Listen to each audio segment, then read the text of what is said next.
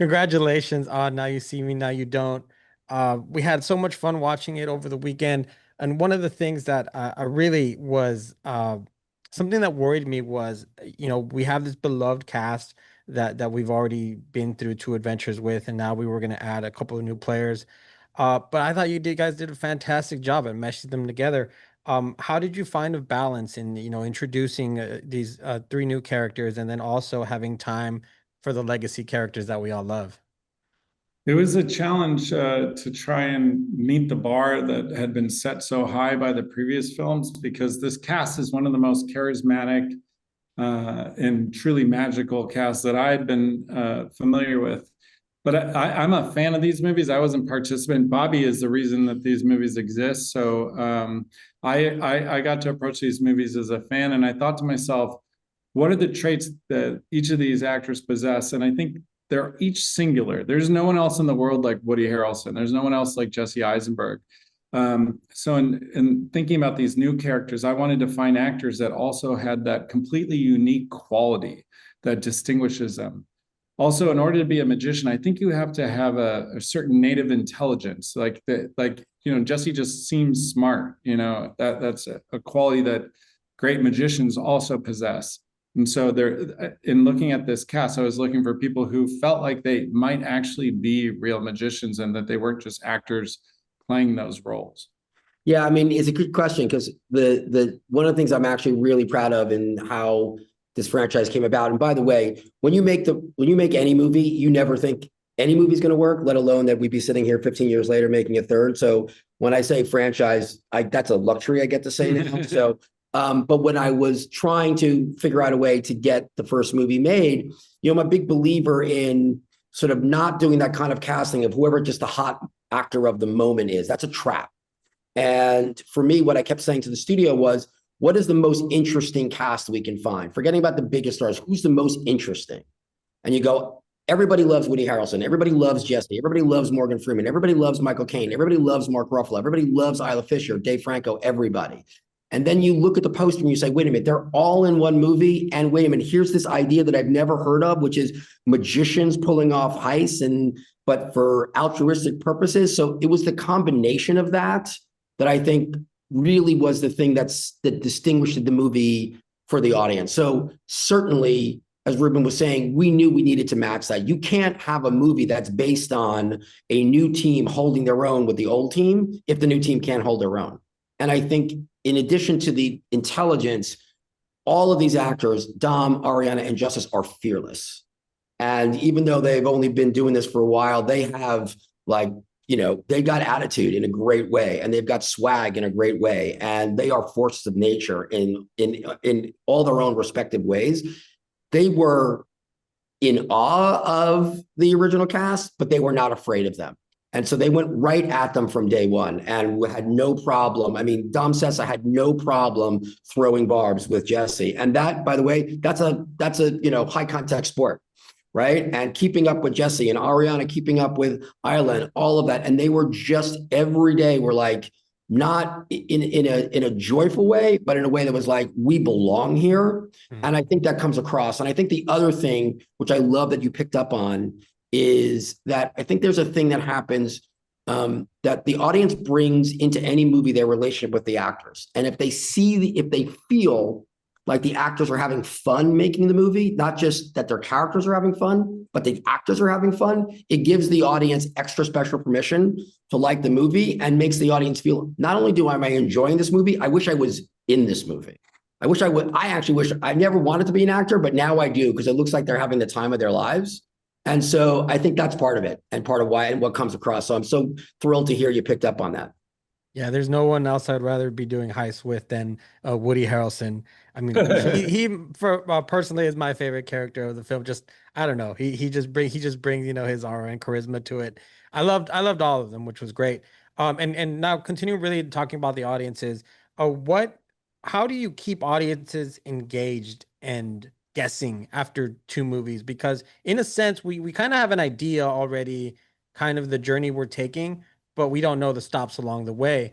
And I find it fascinating how you guys were still able to misdirect and trick and have like these really fun moments, despite the fact that internally we kind of know they're coming. Right.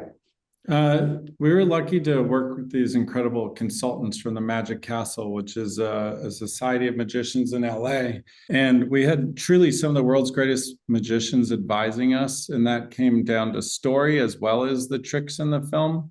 But beyond that, one thing that was very important to me is that in addition to the movie being filled with great tricks, but that the movie work as a trick, a magic trick on the audience itself. So there's a huge twist at the end of the movie that's a big reveal.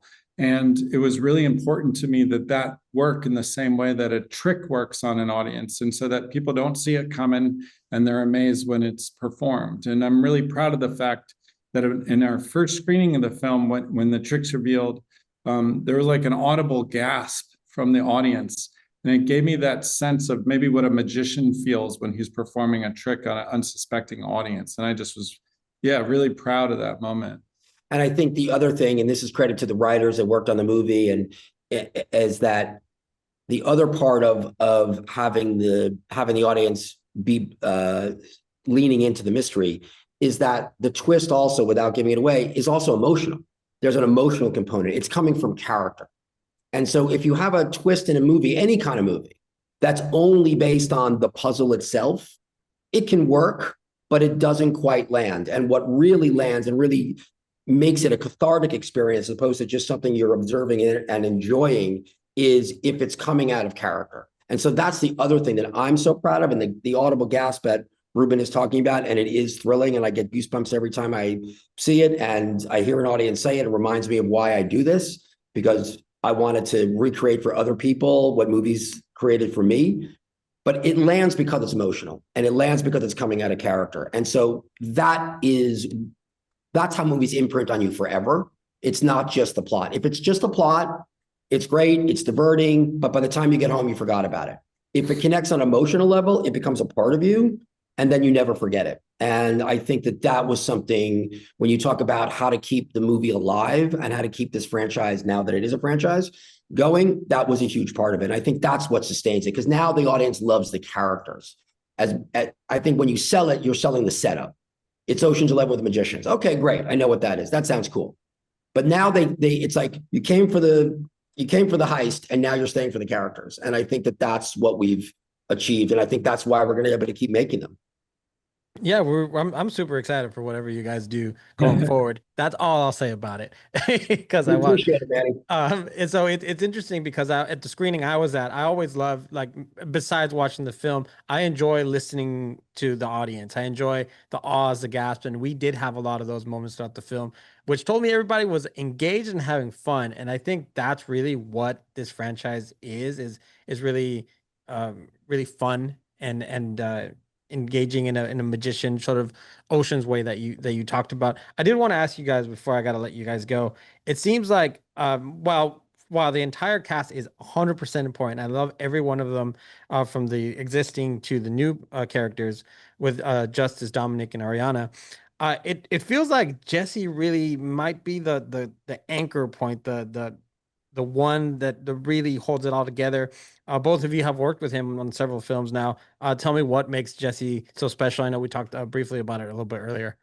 This one.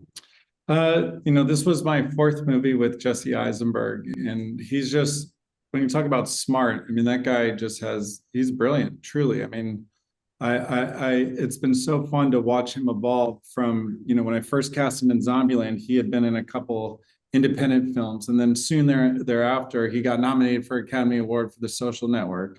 And then working with him again, this time 16 years after our first film together, he's now a fellow director and an Academy nominated screenwriter. So he's just truly he can do anything, and I think that talent just conveys. And so if he's asked to be the leader of the Horsemen, he steps up to the challenge and embraces it. And it's funny because he says Atlas is his favorite character of all to play.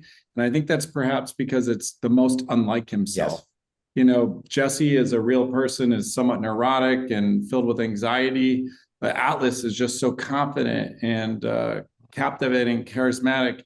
I think Jesse loves the escape of playing somebody so unlike his natural instincts. And just as a funny sidebar to that, after we cast Jesse in the first movie and we had a wardrobe fitting, he's like, yeah, I'm just gonna wear like jeans and hoodies and stuff, right? And I was like, no. He's like, well, I can't wear a baseball hat. And I'm like, no, remember, you're a lead singer in a cool rock band.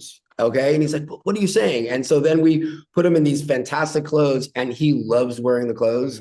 And his wife, Anna, who's my friend and Ruben's friend, she loves when he's in the clothes. It's like, can he keep the clothes? You know? And I think it is one of those things when, you know, you hear actors talk about even starting with the wardrobe, how it changes them. It changes him. I mean, you know, we've been all here for a couple of days talking about the movie, and he's in his street clothes and he looks one way, and then all of a sudden he puts on something that looks a little bit more Atlas, and he looks like 3 feet taller. I mean, it's all of a sudden he's like, who's that guy sprinting down the hall? And he's got a couple of scenes in this movie in particular, and I want to also mention it because we haven't had a chance, that Rosamund Pike, who plays our villain in the movie, who just, you know, Ruben and I were so honored that she wanted to do the movie, and she crushes it and has so much fun with it. But there's a couple of scenes where, you know, where Jesse, you know, kind of slyly confronts her. And, you know, he's like James Bond in that scene. I mean, it's like, you're like, who's that guy? And he's in a tuxedo, and we're at this glamorous party, and she's in this stunning diamond-studded dress, and he goes over to her. And again, it's like he's James Bond. And I don't think anybody, you know, I'm sure, including Jesse, would ever mistake him for James Bond. But for about 5 minutes, it's pretty cool. So yeah, he's I can't imagine making these movies without him. I mean, they wouldn't exist. Gentlemen, thank you so much for your time. Thank you for the film. I appreciate it so much. My daughter loves the franchise. I love the franchise. We hope everybody loves it too. Awesome. Nice to meet you both. Thanks, pal. Thank you.